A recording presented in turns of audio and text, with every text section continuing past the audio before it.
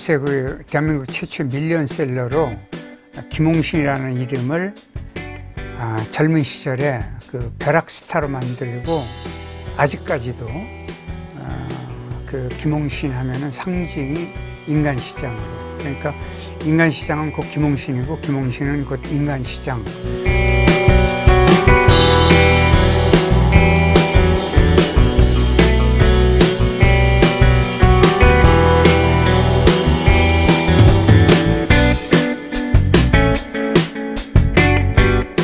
이렇게 그 한 사람의 이름에 그 죽을 때까지 변치 않는 어떤 그 특징 그를 부여한 책. 그래서 제 인생에서는 가장 소중한 그 추억 중에 하나입니다. 당연히 있죠. 왜냐하면 평생 한 번 이름값이 높아지면은 그 명예를 지키려고 하는 사람들의 그 고뇌 있죠. 그러니까 그 명예를 지키려고 안달하는 제 자신, 어떤 때는 조금 굉장히 너무 힘들어서 다 포기하고 떠나고 싶은 뭐 그런 생각이 들 때도 있어요. 근데 그 이름값이라고 하는 것은 죽는 순간에 내가 어떤 사람으로 기억될까, 그 다음에 남에게 보탬이 된 그 인간의 모습으로 살아남을 수 있을까. 그러니까 평생 고민거리 중에 하나인 건 사실이죠. 근데 그럼에도 불구하고 그 고통이나 고뇌나 고민거리보다 사회적으로 대우받고 인기가 있다고 하는 거, 이런 것들은 그것이 이 고통을 찍어 누르고 반드시 설 수 있게 해주는 것이죠.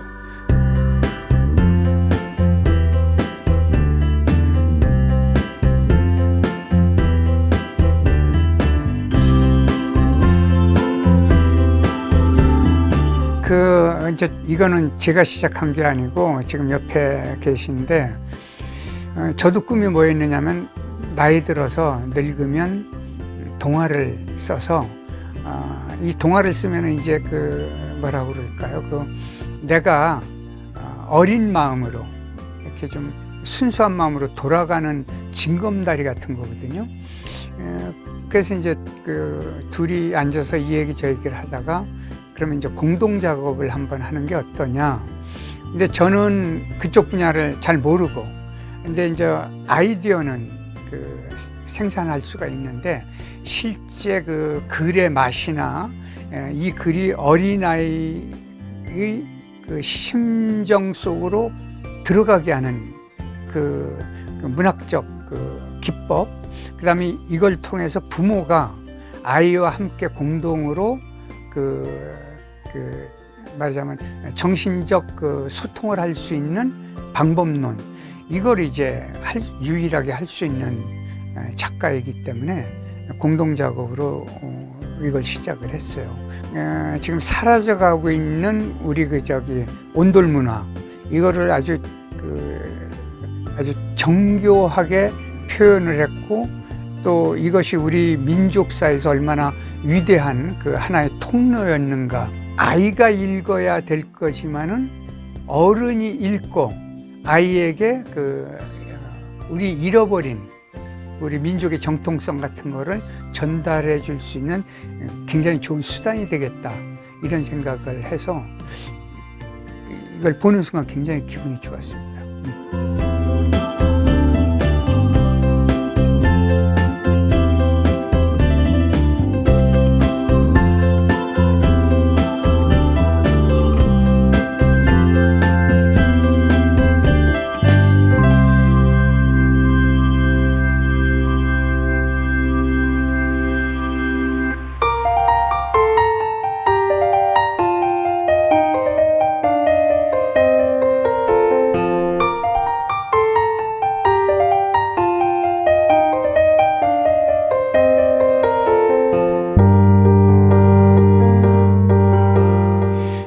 저 같은 경우는 힘들다는 게 뭐 한두 가지가 아니죠. 이렇게 인생을 살다 보면 누구에게나, 나뿐만이 아니고 누구에게나 있는데, 그 대바레를 쓸 때 3년간 두음불철하고 하루에 12시간 이상 책상에 여기 앉아서요. 12시간 이상 책상에 앉아서 12,000장을 썼어요.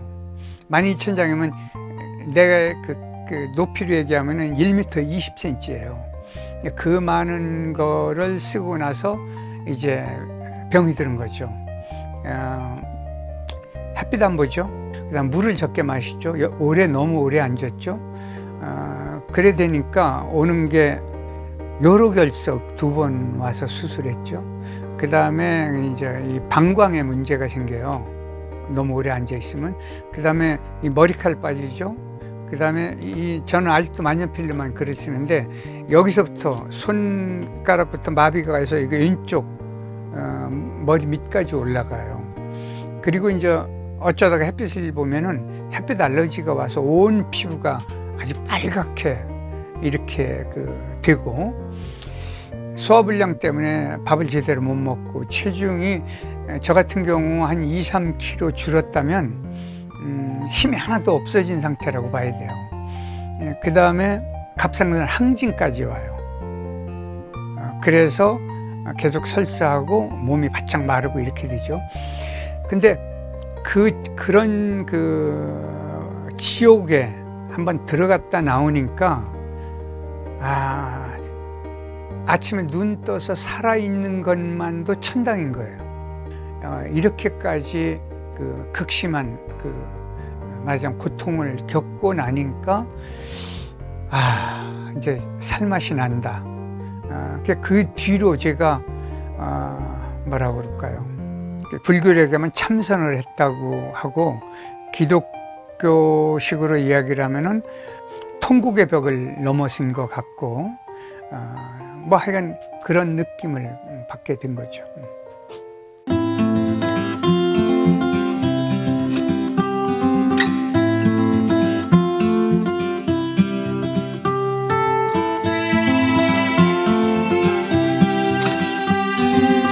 워낙 담배를 많이 폈어요. 37년 반을 폈어요. 그리고 만약에 바랬을 때 제가 담배를 많이 폈으면 죽었을지도 몰라요. 하루에 서너 갑씩 피거든요, 밤에 원고 쓸 때. 근데 그때 담배를 끊게 된 것은 법륜 스님께서 뭐라고 그러냐면, 쥐는 쥐약인 거 모르고 먹고 죽는데 사람은 쥐약인 걸 알고도 먹는다 이거예요.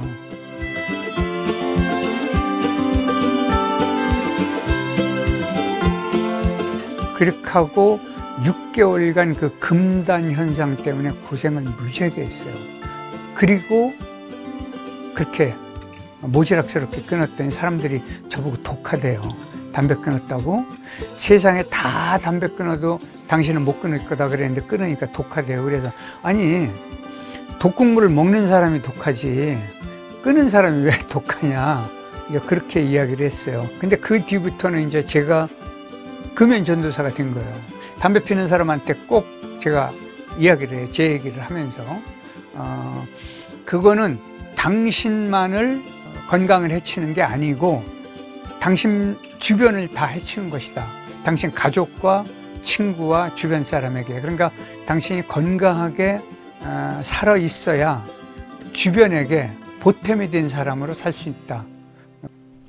저 나름대로 지켜본 것이, 이제 아내가 없이 혼자 있기 때문에 남들한테 추한 모습 이런 걸 보여주기가 싫은 거죠. 그러니까 소식을 해요. 그 다음에 이제 저는 본래 카톨릭인데 세상 없어도 저녁에 108배를 해요.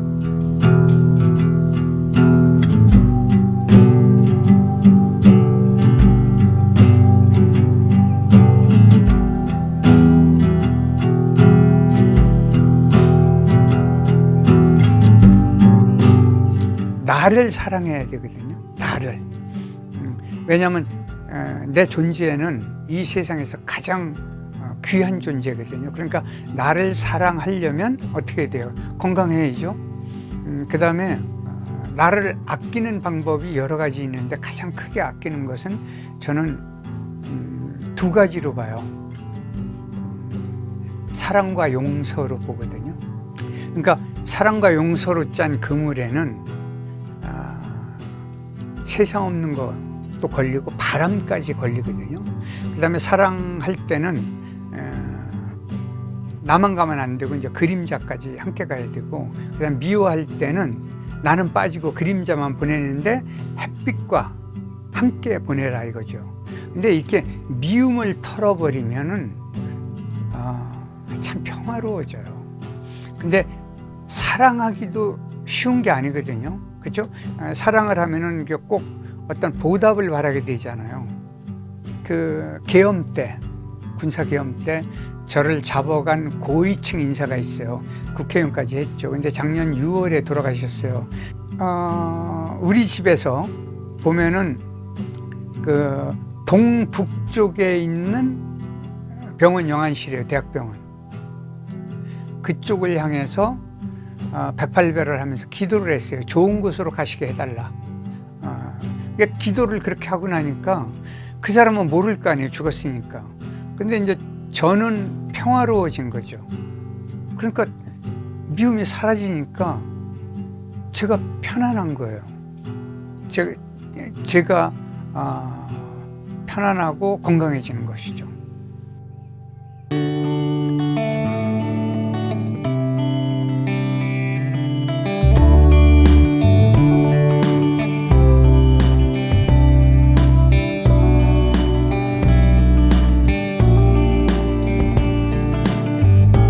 예, 제가 이걸 말하자면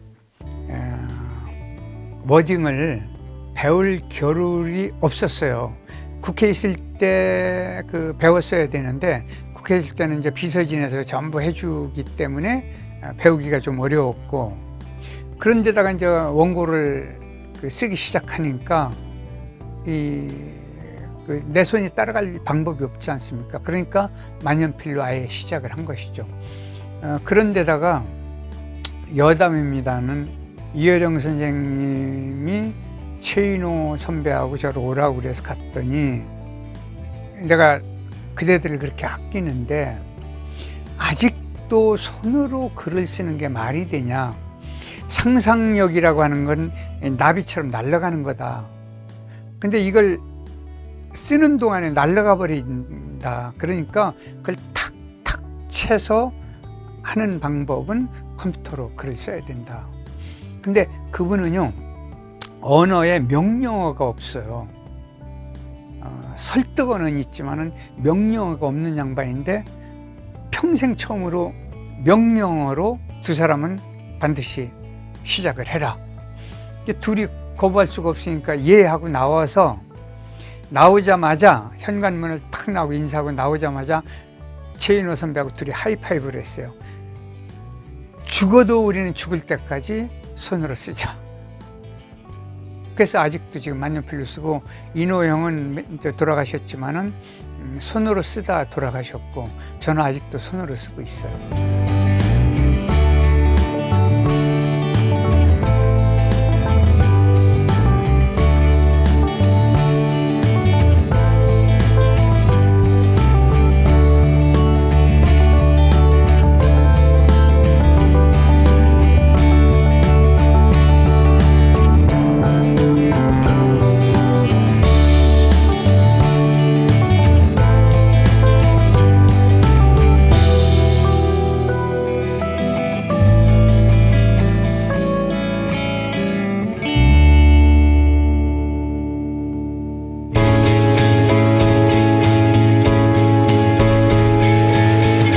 근데 이제 두고 간 게 아니고요. 어디 밖으로 나가는데 이게 건망증이 심해져 가지고, 근데 어느 날 이렇게 몇 번 그랬는데 밖으로 나가서 약속 장소 거의 다 갔는데 늦었어요. 좀 시간이 교통이 막혀서 전화 걸려보니까 없어요. 그게 집에 놓고 간 거예요. 신발 구두를 신다가. 근데 휴대폰 없이 몇 시간 지나면 갑갑하고 답답하고 궁금하고 뭐 그래요. 그런데 집에 와서 여러분 별게 없어요. 그러니까 내가 얘 노예가 됐구나.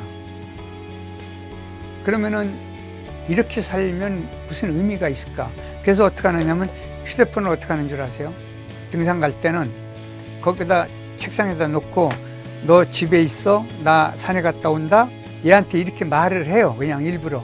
그러고 가면은 하루 종일 갔다 와도 전혀 궁금하지 않고 답답하지 않아요.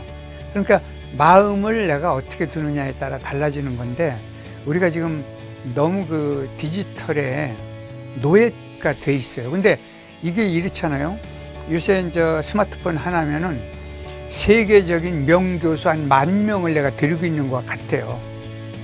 그러면 이걸 이용해서 그 좋은 교수들에게 내가 지식과 지혜를 얻으면 되는데, 이게 사실은 지식은 얻지만 지혜가 얻기는 쉽지 않거든요. 지혜는 어디서 발생하느냐면 내 마음과 내 생각에서 발생을 해줘야 되거든요. 응용을 잘 하는 거는 굉장히 중요한데, 여기에 매달려서 휴대폰이 없으면은 이렇게 왜 좀 불안하거나 못 견디는 거 있죠. 이건 이미 노예가 된 삶이거든요. 그걸 벗어나는 지혜로운 삶을 살자는 뜻으로 말씀드린 겁니다.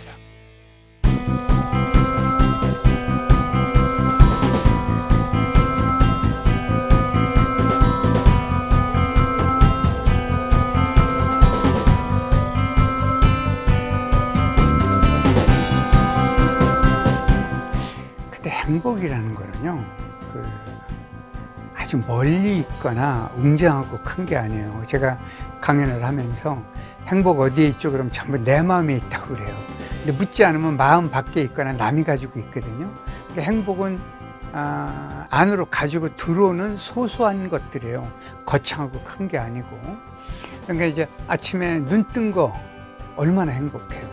그래서 저는 아침에 일어나면 이제 그 기도를 해요. 오늘 살아있게 해주셔서 참 고맙습니다. 그 다음에 오늘도 나는 웃고 즐겁고 건강하고 재밌고 신나게 살겠습니다. 오늘도 나는 남을 기쁘게 하고 세상에 조금이라도 보탬이 되게 살겠습니다. 그러고 나서 뭐냐면 나하고 인연 맺은 모든 사람들에게 내가 그분들을 늘 기억하는 그분들이 그러니까 그 공덕으로 삼을 수 있게 해달라, 이런 거죠. 그리고 글도 그래요. 김홍신의 이름 부르는 게 그들에게 기쁨이 되게 살아야지, 그들에게 김홍신 이렇게 떠오르면은 미운 사람, 싫은 사람, 뭐 짜증나는 사람, 이렇게 살면 의미가 없지 않느냐. 그러니까 그렇게 살자, 그런 기도를 하거든요. 그런데 그런 기도를 이렇게 연속으로 하게 되면은 나도 모르게 그쪽으로 이렇게 바뀌어요. 그러니까 큰 것이 행복이라고 생각을 했는데 지나고 보니까 아니다, 행복은 참 자잘한 거다, 이런 걸 느끼게 되죠.